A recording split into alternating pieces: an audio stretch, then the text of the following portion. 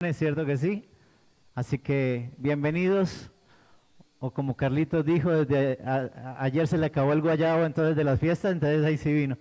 Él lo dijo, yo no. ¿Cierto que sí?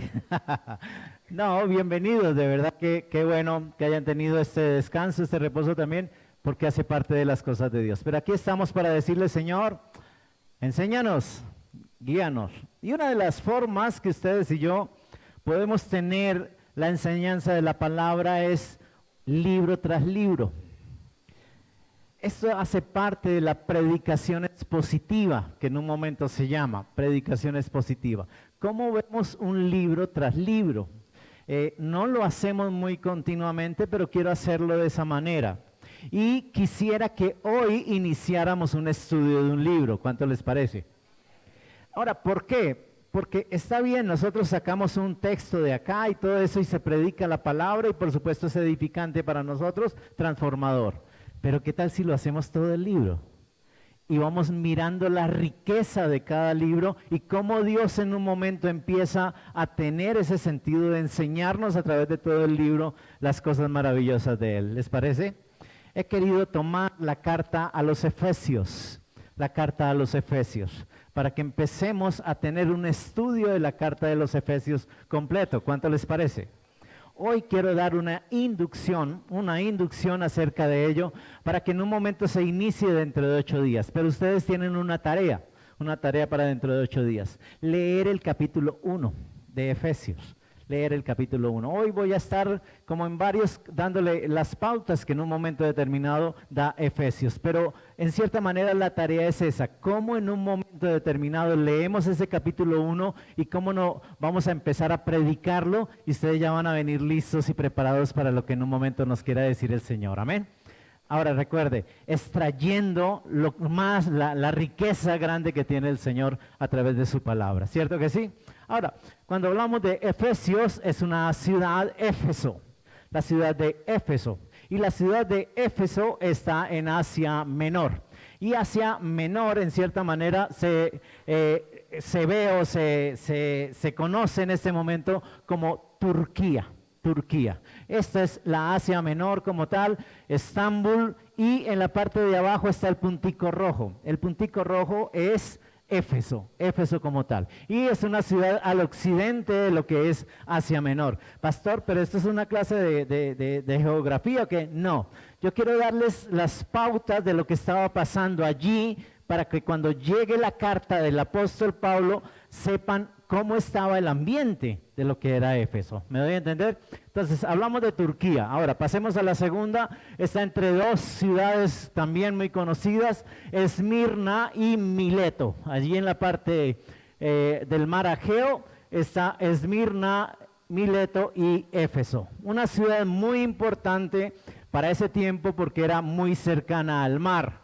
Cuando era cercana al mar, pues llegaban toda la clase de barcos que llegaban de toda parte y había un comercio impresionante. Se movía mucho lo que era el comercio allí en ese lugar. Así que mucha gente de toda parte venían a Éfeso para hacer negocios, para hacer todo lo que es negocios como tal.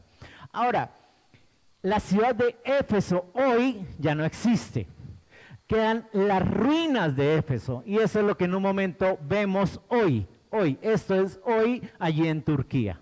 Esas son las ruinas de lo que quedó de la ciudad de Éfeso, muy conocidas, muy visitadas por todo el mundo también. ¿Por qué? Porque son ruinas de años 60 más o menos después de Cristo. Imagínense toda la cantidad de años que tiene y todavía se ven esa clase de ruinas. Las ruinas de Éfeso en Turquía están ubicadas en esa ciudad histórica de Selkut como tal, que es la que se conoce el día de hoy. Éfeso es simplemente ruinas, pero la ciudad que tomó el nombre lo tomó como Selkut. Y está ahí en Esmirna. Esmirna es como el departamento y esta es una ciudad de allí. ¿Qué había en Éfeso? ¿Qué en un momento se movía en Éfeso? Allí está y aparece la otra, lo que se llama el templo de Diana. El templo de Diana. Esas son lo que son las ruinas del templo de Diana. Y es considerada como una de las 7 maravillas del mundo el día de hoy. 7 maravillas del mundo. Pero, escuchen bien, en ese tiempo el templo era una forma de ganancias de lo que en un momento se veía la perversión como tal. Ese templo estaba dedicado a la famosa reina o diosa Diana, como le quieran llamar, de reina o diosa Diana. Y lo que hacían allí adentro era terrible. Ustedes cuando leen un poquito acerca del pueblo romano, cómo en un momento determinado hacían las cosas el pueblo romano, pues ahí en ese templo, ojo, le llamaban templo, hacían unas cosas terribles, en el caso inmoral. Ese es muy conocido como tal. Ahora, según la historia, el templo de Diana fue destruido 262 años después de Cristo. 200, y fue destruido completamente. Desde eso están las ruinas. Pero parte de ello hizo parte del Evangelio. Porque allí es donde llega Pablo, el apóstol Pablo. Y fue en el segundo viaje del apóstol Pablo y el tercer viaje donde pasa allí a la ciudad de Éfeso. Ahora, si empezamos a mirar esa clase de cosas allí, entonces tenemos que decir, bueno, ¿quién fue el autor de esa epístola? Quiero decirles algo, hay muchas cartas en la Biblia, las cuales no tienen un autor definido. Un autor que dice uno, este puede ser. Yo les coloco un ejemplo, Hebreos no tiene un autor definido. No se sabe en un momento determinado quién escribió Hebreos a la luz de lo que es la verdad. Pero hay otros textos, capítulo 1, versículo 1 de Efesios, por favor. Capítulo 1, versículo 1 de Efesios, deja algo muy claro acá. Y dice, yo, Pablo, elegido por la voluntad de Dios para ser apóstol de Jesucristo, escribo esta carta al pueblo santo de Dios en Éfeso. O sea, ¿qué me está diciendo? Si hay un autor, si tiene un autor como tal, y es el apóstol Pablo. O sea, lo deja claro y lo deja estipulado de una vez. Ahora, hay que tener en cuenta esto también. No es solamente el apóstol Pablo escribiendo a Éfeso. Aquí se hace como una colisión de 4 epístolas. La primera de ellas, Colosenses, la segunda, Filemón, y la tercera, Filipenses, y la cuarta es Efesios. Estas 4 cartas las escribe Pablo mientras estaba durante 2 años en la cárcel en Roma. Eso me lo dice también claramente la palabra. Versículo 3, capítulo 1. Capítulo 3, versículo 1. Cuando pienso en todo esto, yo, Pablo, prisionero de Cristo Jesús por el bien de ustedes, los gentiles. ¿Cómo estaba él? Preso. Estaba preso, se encontraba prisionero. 2 años, en los años 62 al 63 después de Cristo, nos muestra que estaba allí preso. Y empieza en cierta manera a mandar esta clase de cartas. 4, Colosenses, Filemón, Filipenses y Éfeso. Ahora, mientras estaba en la cárcel, la mayoría de los escritos fueron desarrollados durante ese tiempo en la cárcel. ¿Cuál es la excelencia de Efesios? ¿Por qué en un momento es excelente Efesios? Y yo tengo que decirle 2 cosas importantes. Efesios tiene 2 características. Y las características de Efesios, la primera de ella es que es doctrinal. Es doctrina. Lo primero que en un momento toma el apóstol Pablo en esta carta es una doctrina para tu vida, una doctrina para mi vida. ¿De qué se trata la doctrina? La doctrina es algo nuevo que llegó a Éfeso. ¿Qué fue lo nuevo que llegó? Cristo Jesús.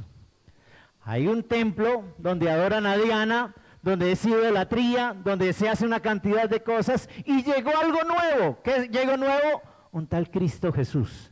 Y empieza el apóstol Pablo a decirles, hay vida nueva para aquellos que crean.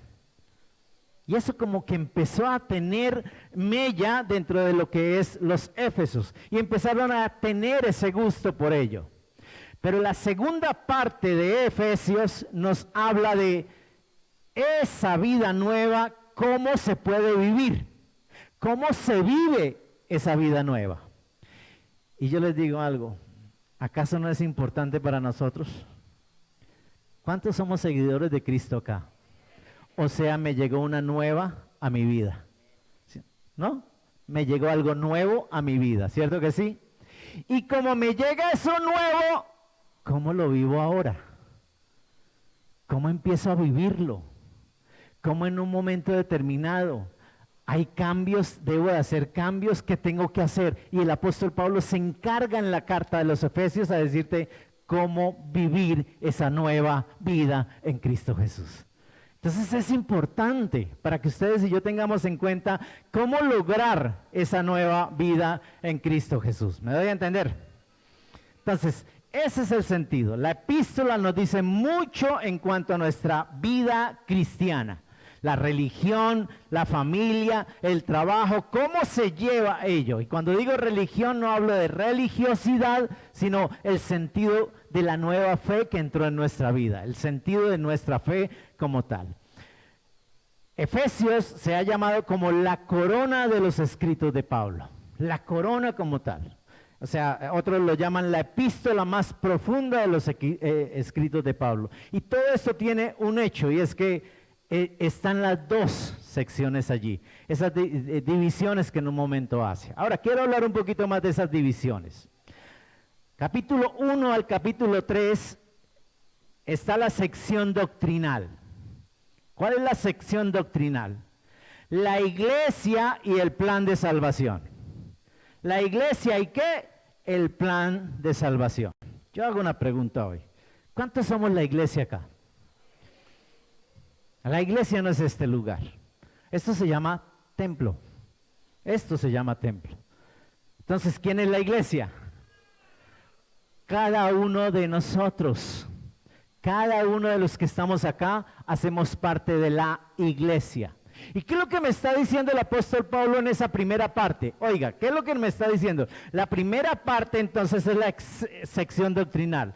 La iglesia tiene algo nuevo que se llama plan de salvación. Yo hago una pregunta, ¿cuántos somos salvos acá? ¿Estás seguro de eso? ¿Cuántos somos salvos acá? ¿Y sabe por qué? Porque el apóstol Pablo está diciendo, llegó algo nuevo. ¿Dónde? A su vida, donde estaba viviendo en una forma no muy buena, con un tal templo de Diana y con todo lo que ofrecía Diana. Aquí les traigo un plan nuevo, y es un plan de Dios. Y ese plan de Dios en un momento se llama salvación. ¿Cuántos la quieren?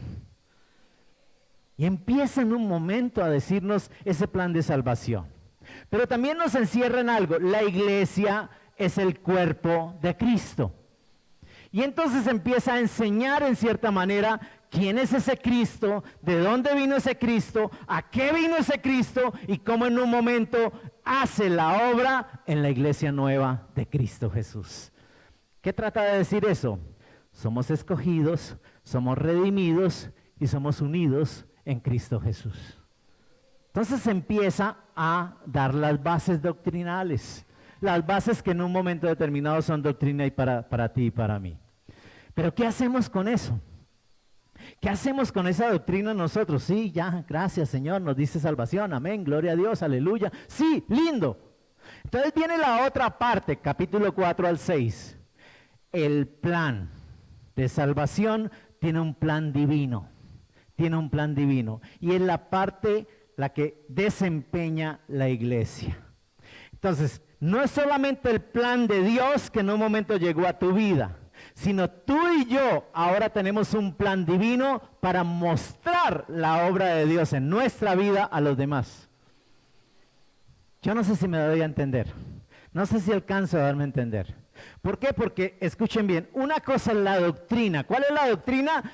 Tu salvación y mi salvación. ¿La merecíamos?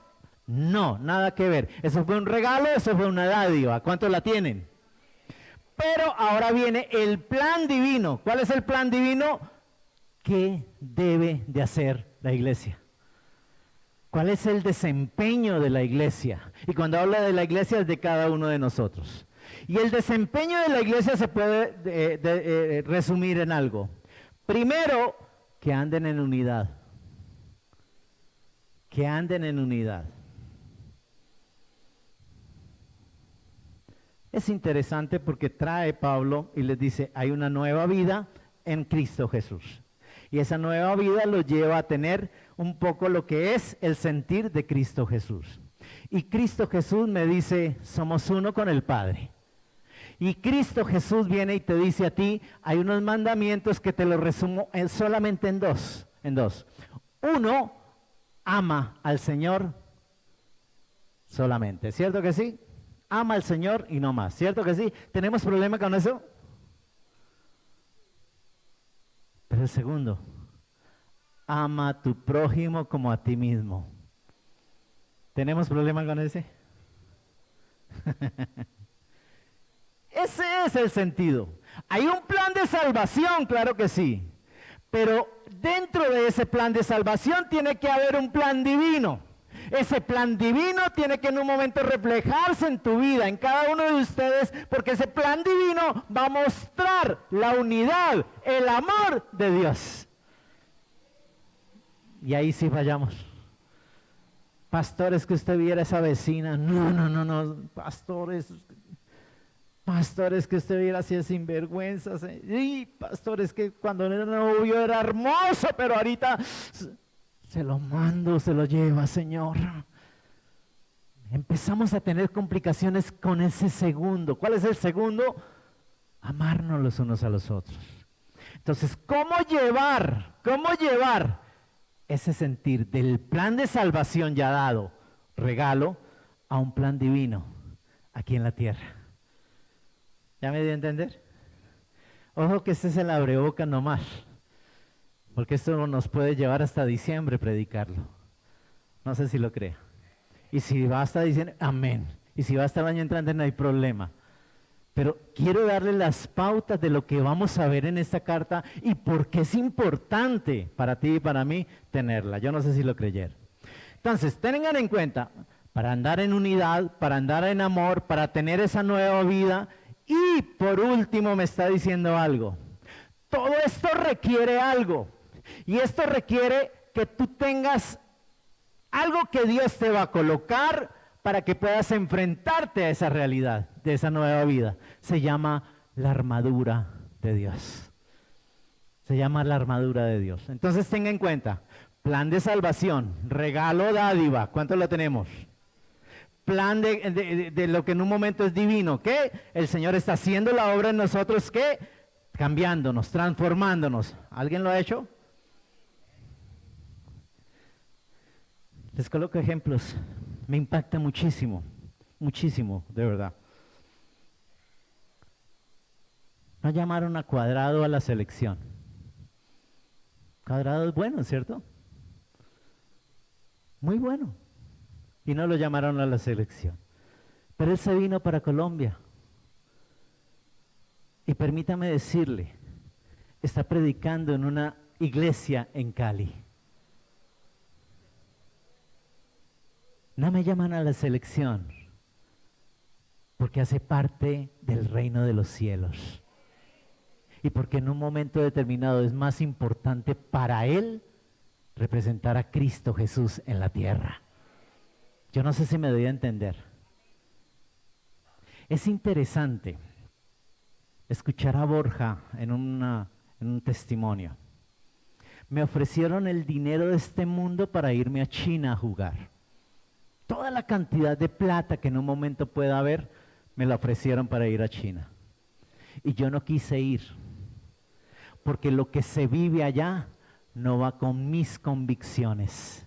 Y yo prefiero quedarme aquí, donde yo pueda predicar, donde yo pueda levantarme una camiseta y que diga toda la gloria para Dios y no irme por plata a otro lugar. ¿Me estoy dando a entender cómo cambia el concepto de una persona? El plan de salvación es una cosa, pero el plan divino es otra, y yo tengo que mostrarlo. Yo tengo que empezarlo a mostrar. ¿Y cómo lo empiezo a mostrar? A través de ese sentir que estoy recibiendo de parte de Dios. Y yo no quiero dar a entender que no vamos a tener ataques. No voy a entender eso. ¿Por qué? ¿Por qué no lo llaman a desagresión? Porque está muy metido en la iglesia. Es que está muy metido que ya con las cosas de la iglesia, entonces no los llamemos. No, no importa. No importa. Ya tiene habitación en el cielo. ¿Me voy a entender hoy? Y frente a esas circunstancias que vienen, porque cuando entra Cristo en nuestra vida, cuando entra y cambia nuestra manera de pensar, permítame decirle, vienen los ataques, esos ataques que en un momento van a venir. Y entonces Dios le dice, yo te doy una armadura, para que de aquí en adelante puedas caminar en esa armadura. Ahora, yo les di un estudio acerca de la armadura en alguna oportunidad, de pronto algunos no estaban, pero todos los elementos de la armadura llevan a Cristo, absolutamente todos. Entonces tu armadura y la mía es Cristo Jesús. Él ya ganó la batalla por ti y por mí. Es más, tu lucha, mi lucha, no es con carne ni sangre. Tu lucha, mi lucha es contra potestades, gobernadores de las tinieblas, huestes de maldad. Yo no sé si lo crean acá. Entonces por eso te da una armadura para que tú sepas que estás guardado y protegido y que Dios te lleva de la mano.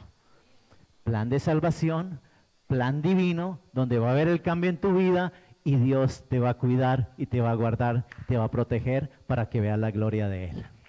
Tremendo, ¿no? Amén. Entonces es importante tener eso en claro, las divisiones de Efesios. Ahora, hay bosquejos, nosotros le llamamos bosquejo cuando sacamos una predicación de algún texto como tal. Bosquejo de Efesios, el primero de ellos lo voy a dar, del capítulo 1 al capítulo 3, y es el llamado a la iglesia, el llamado a la iglesia. El segundo está del capítulo 4, versículo 1 al capítulo 6, versículo 9. Y aquí lo llamo la conducta de la iglesia. Siempre les he dicho algo. En el colegio, en cualquiera, escuela, lo que sea, hay dos cosas importantes. Una de ellas, en cierta manera, es la conducta. La segunda es la disciplina. Si falla la disciplina, de pronto le dicen, no, váyase a descansar 3 días a la casa, ¿cierto que sí? Como que puede arreglarse. Pero si se daña la conducta, se va del colegio. No sé si les pasó. ¿Solamente a mí? Sí, tengo que decirlo, a mí me echaron del colegio. Por algo que se llamaba conducta. Tenga en cuenta una cosa, el apóstol Pablo está llamando a la iglesia como tal. El primero como tal, del capítulo 1 al capítulo 3, está diciendo, es un llamado a la iglesia. Pero ese llamado a la iglesia me lleva a la segunda parte, que es la conducta que debe tener la iglesia. No disciplina, porque la disciplina es manejable, la conducta no. La conducta tiene que ser una sola. No sé si me dio a entender. Ese es el sentido como tal. Y el tercero como tal es el conflicto de la iglesia. Capítulo 6, 10 al 24, que es el conflicto que nos habla que vamos a tener. No es la lucha contra carne, contra sangre, sino contra principados. Y por eso te doy la armadura de Dios. ¿Para que qué? Para que puedas vencer en el nombre de Jesús. Y eso son un bosquejo de toda la carta. Pero también puedo tomar el bosquejo por cada capítulo. Capítulo 1, propósito de Dios. Capítulo 2, el problema del hombre o con el hombre. Y cuando trato de decir esto es que no sé cuántos hemos sido problemáticos. Ojo, no solamente el problema del hombre, que muchas veces no queremos, llega esa nueva salvación y no lo queremos, pero tenemos problemas es con Dios, con Dios. ¿Han escuchado alguno que diga, no es que yo soy ateo? Permítame decirle que es ateo. A es contra, teo, Dios. Contra Dios. Un ateo no es que no crea en nada. Un ateo está en contra de Dios.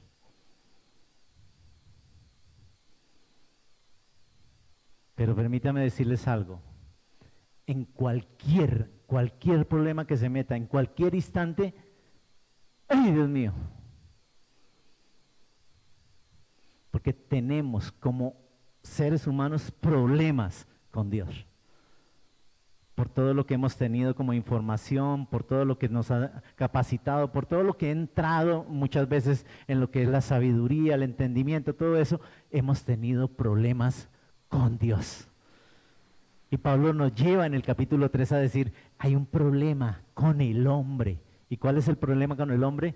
Que muchas veces no quiere las cosas de Dios. A mí me impacta mucho escuchar. En los Estados Unidos está la Kika, Dan Denis Muñoz Mosquera, alias la Kika. Él está desde el año 90 y algo en los Estados Unidos en una cárcel. Él está pagando una condena allá en los Estados Unidos y está por salir de la cárcel. Pero otro personaje que se llama el Chino Millán, fue y le compartió de Cristo a la Kika. Y permítame decirle, esa persona que en un momento era contra todo, ¿por qué? Por su trabajo, por su labor, contra todas las cosas y también contra Dios, empezó a tener un cambio. ¿Por qué? Porque empezó a recibir algo nuevo. ¿Sabe qué te estoy diciendo? Todo lo nuevo viene de Cristo. Se lo dejo ahí para que en un momento lo rumié como tal, ¿cierto que sí? Entonces, empezó a recibir eso nuevo y empezó a ver que su vida como la llevaba era muy mal. Y entonces Dan Denis Muñoz Mosquera dijo, acepto al Salvador como mi Señor. Qué lindo ver hoy a Dan Denis predicando en todas las cárceles de los Estados Unidos.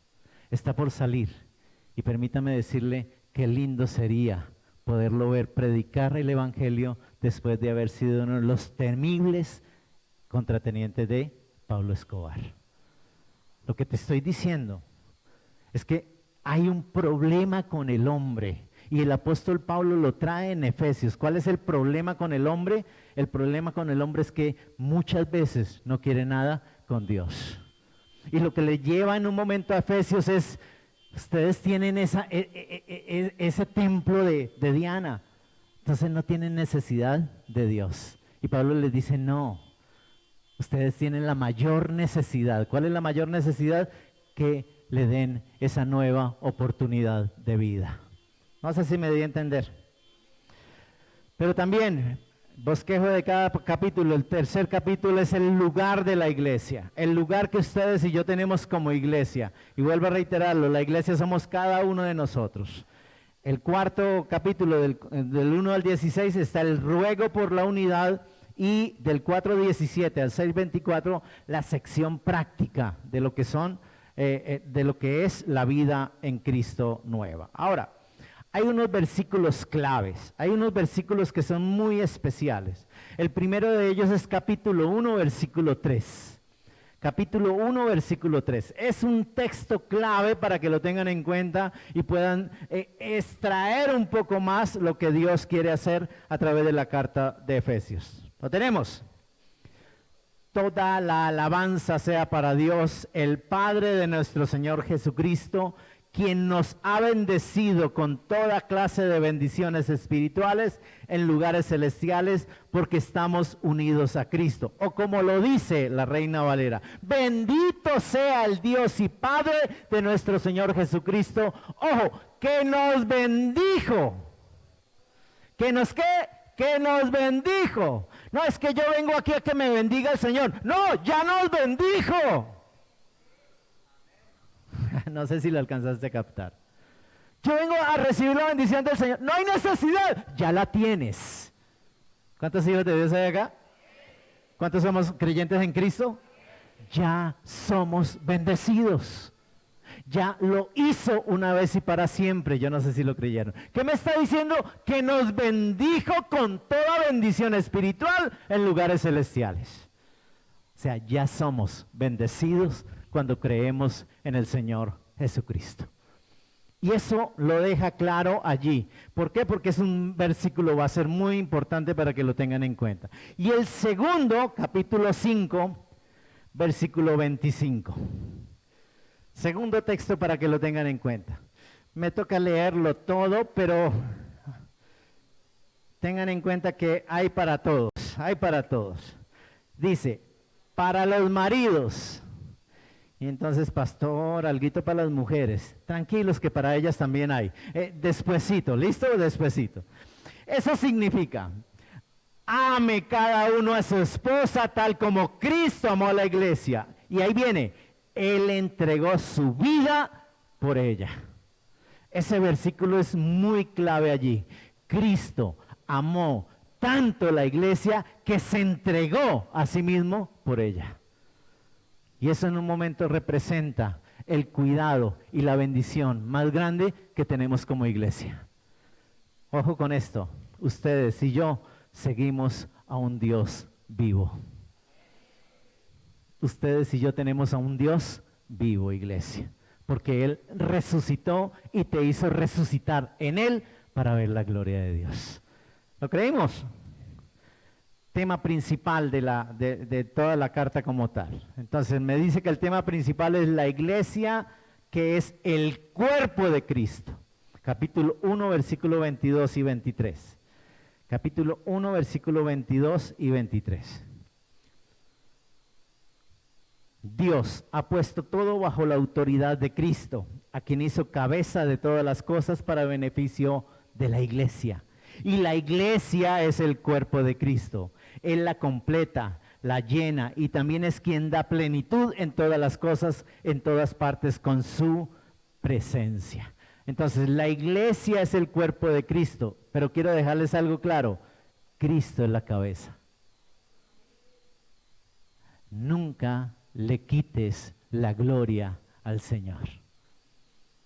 Cristo seguirá siendo la cabeza ayer, hoy y por los siglos de los siglos. Él seguirá siendo quien dirige el cuerpo. Él seguirá siendo quien guía el pueblo, su iglesia. No sé si lo creyeron.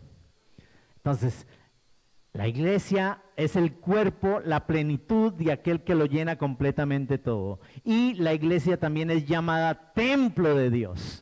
La iglesia también es llamada familia de Dios. La iglesia también es llamada el salvador del cuerpo. Mire, una visión que tuvo una monja en Brasil. Y esa visión siempre me ha impactado mucho, porque yo no sé si ustedes lo crean de la misma manera. Cuando hay un matrimonio, la novia se pone lo mejor, ¿cierto? Ten en cuenta que la novia se lleva todo el día arreglando, ¿o no? Desde que se levanta es que las uñas, que el pelo, que esto, que la ropa. Yo no sé si lo cree. Ahora, cuando la novia llega a la iglesia, todos los ojos están puestos en ella. Llega el novio y ¿qué pasa? Pasa nada, no pasa nada. Si ustedes lo notan, no pasa nada. Pero todos los ojos y las cámaras y todo están puestas ¿dónde? En la novia. En la novia. ¿Por qué? ¿Cómo viene? ¿Qué se hizo? ¿Cierto que sí? ¿Por qué? Porque es diferente, mire cómo quedó bonita, eso le halagan y todo eso, ¿por qué? Porque es el centro de atracción como tal, ¿cierto que sí? La visión como tal que tuvo esta monja es que iba a haber un matrimonio en el cielo y allá estaba el novio, nadie lo volteó a mirar, se llama Cristo Jesús, y iba la novia, se llama la iglesia. Pero la visión que tuvo es que la novia estaba sucia. La novia estaba ¿qué? Toda descachalandrada, llaman por ahí, ¿cierto? No se arregló nada. Y lo que en un momento trato de decir con esta visión es que Efesios me está diciendo claramente que ustedes y yo como iglesia, como cuerpo, vamos a tener un matrimonio. Vamos para un matrimonio. Yo no sé si lo creyeron acá. Y ese matrimonio, lo que en un momento representa es que como novia del Cordero, que ya está listo, que ya está preparado, Él mismo se va a encargar de limpiarla, de vestirla, de ponerla bien bonita para que sea la novia excelente que Él va a tener. Y eso nos lo dice Efesios. Cómo en un momento nos preparamos para eso, para ese evento tan especial que va a ser el ¿qué? El matrimonio de la iglesia con el novio que es Jesús. No sé si lo creyeron. Ahora, ¿dónde está eso? Capítulo 5, versículo 25 al 27. Capítulo 5. Ya leímos, el marido significa que ame a su iglesia. 26, a fin de hacerla santa y limpia, lavarla mediante la purificación de la palabra de Dios. Lo hizo para presentársela a sí mismo como una iglesia gloriosa, sin mancha, ni arruga, ni ningún otro defecto. Será en cambio santa e intachable. Iglesia, lo que estamos haciendo hoy, ustedes y yo aquí, es la preparación de aquel Jesús que está ajustando su iglesia, su novia, que está limpiándola. Yo no sé si lo creyeron. Que viene haciéndole una limpieza, no sé si lo creyeron. Ojo, no una limpia, no, una limpieza. Le coloca vestido nuevo, le da esa gloria que en un momento viene solamente de Él. Cuando ustedes y yo venimos a la iglesia, es la preparación de una novia intachable para el novio que está esperando en el cielo. No sé si lo creyeron. Eso es lo que nos relata un poquito toda la preparación que ustedes y yo vamos a tener para poder llegar allí. Ahora, hay unas aplicaciones de la epístola, unas aplicaciones que solamente están ahí y por supuesto se las voy a dejar como un abrebocas. La primera, todas las bendiciones vienen de Cristo. No sé si lo creyeron. Todas las bendiciones vienen de Cristo. Ojo, no hay que ir donde Raimunda que me lea la mano. No, ya no. No hay que ir donde Diana, ¿qué? No, ya no. Es lo que está diciéndole al pueblo de Éfeso. Ya no hay necesidad de eso. ¿Por qué? Porque todas las bendiciones vienen de Cristo. ¿Cuántos lo creen? ¿Cómo vienen? Por fe. Una pregunta, ¿qué nos falta? ¿Qué es lo que nos hace falta? Entonces, ¿están las bendiciones? Claro que sí. Ya están dadas. Nos bendijo con toda bendición. Eso está en un continuo, ¿cierto que sí? Pero ten en cuenta, ¿a través de qué? De la fe, a través del creer. ¿Y qué nos falta a la iglesia? ¿Qué nos falta? El creer. Por eso en un momento necesitamos cada día mejorar para Él, ¿cierto que sí? Por fe, por obediencia. Ustedes y yo somos bautizados en Cristo, ¿donde qué? Donde obtenemos el perdón de los pecados y todas las bendiciones que solamente vienen de Él. Eso me lo dice la palabra. Estar en Cristo es estar en su cuerpo espiritual y la iglesia de la cual Él es la cabeza. Entonces nos da ese sustento de que está al cuidado nuestro. Por lo tanto, iglesia, cada bendición espiritual está en la iglesia. Cada bendición espiritual está en la iglesia. ¿Cuántos somos la iglesia? A eso venimos. Ojo, los cristianos, ¿cuántos de ellos hay acá? Deben de glorificar a Dios en la iglesia por todas las edades hasta que termine el mundo, dice capítulo 3, versículo 21. ¿Hasta cuándo? Hasta cuando Él vuelva, hasta cuando Él venga por su iglesia. Eso es importante tenerlo en cuenta. ¿Por qué? Porque esas aplicaciones deben de estar vivas en mi vida. Cuando están vivas en mi vida, yo vivo mejor en Cristo Jesús. Yo camino mejor en Cristo Jesús. Yo estoy más tranquilo en Cristo Jesús. No sé si me di a entender. Ahora, segunda cosa, aplicación que podemos tener. Cristo solamente tiene un cuerpo. Cristo solamente tiene un cuerpo. Ojo, solamente una iglesia. Y con esto te quiero dejar algo muy en claro, iglesia. La iglesia de Cristo no es denominación. La iglesia de Cristo no es una sola. La iglesia de Cristo, ténganlo en cuenta, la toma Él de todas partes.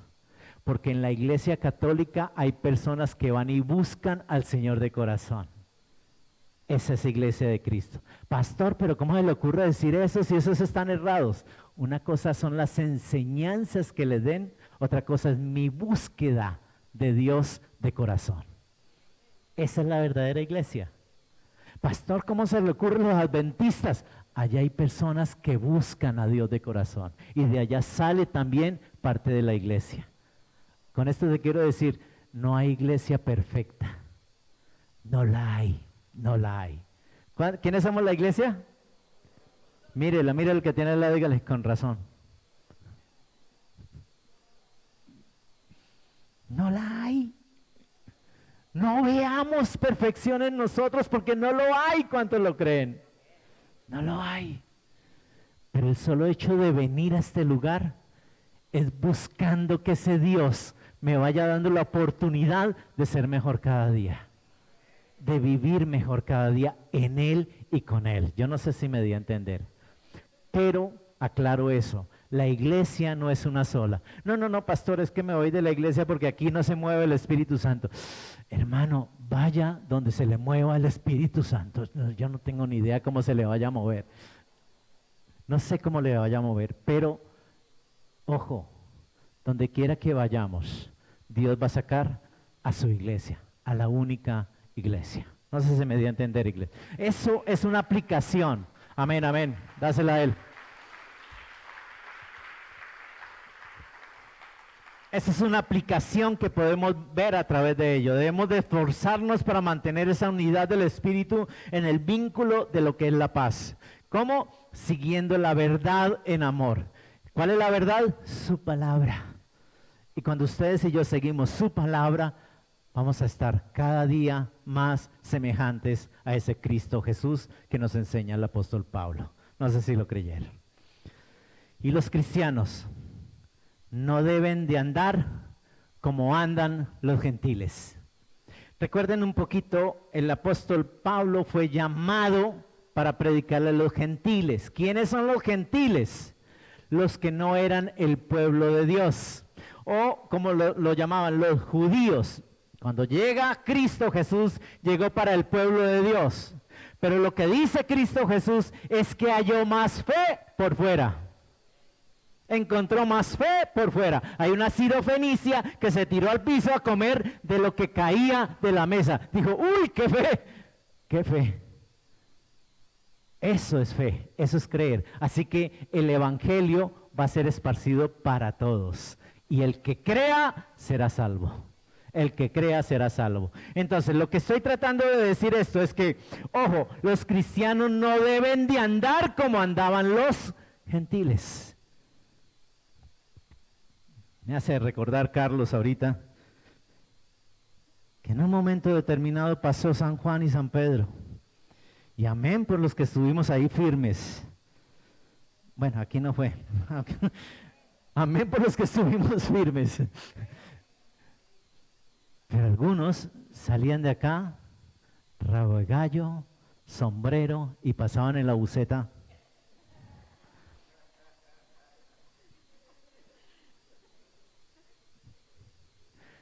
no es con nosotros, no es conmigo. ¿Y sabe qué quiero darles a entender?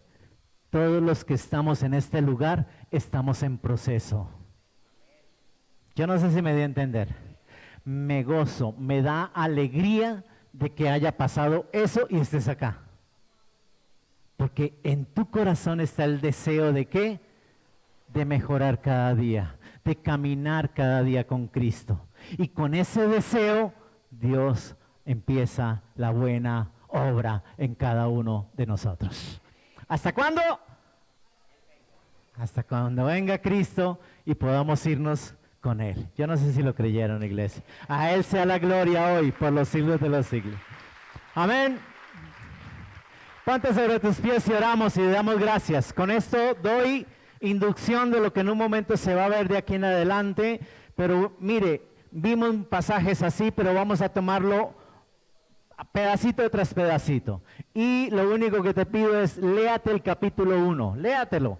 ¿Para qué? Para que dentro de 8 días ya venga abierto el sentir y la mente para lo que Dios va a empezar a hacer a través de la carta a los Efesios. ¿Les parece bien?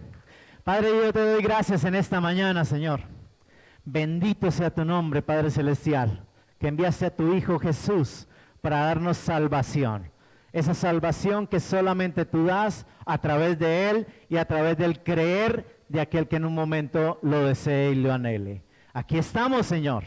Aquí deseamos, Padre Celestial, tener ese contacto contigo, anhelar ese sentir contigo, Señor. Y por supuesto, qué lindo poderlo hacer, Padre Celestial, conforme a tu perfecta voluntad. Ayúdanos, Señor, a ver esta carta como algo edificante para mi vida. Porque cuando lo vemos de esa manera, Señor, tú nos vas a mostrar la gloria de Dios en nuestro caminar aquí en la tierra. Señor, te pedimos en el nombre de Jesús que nos lleves con bien y en victoria, Padre Celestial. Y que esta semana sea, Señor, la semana bendecida por ti, porque ya fue bendecida una vez y para siempre. Te lo pido en Cristo Jesús.